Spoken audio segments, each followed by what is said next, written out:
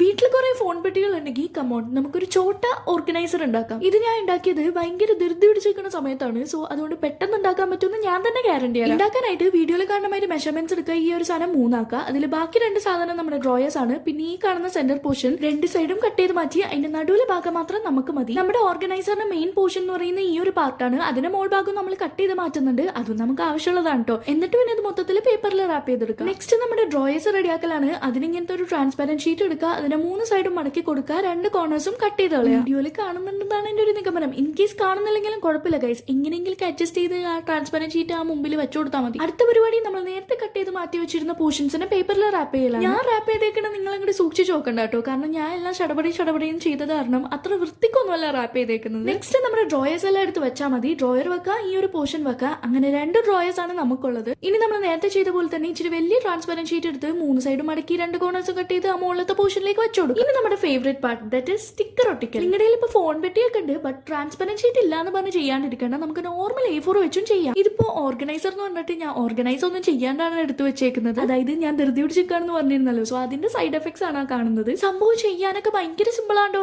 ഒന്ന് ട്രൈ ചെയ്താൽ മതി. സോ വീഡിയോ ഇഷ്ടപ്പെട്ടാൽ ലൈക്ക് സബ്സ്ക്രൈബ് മറക്കാണ്ട് ചെയ്യാം.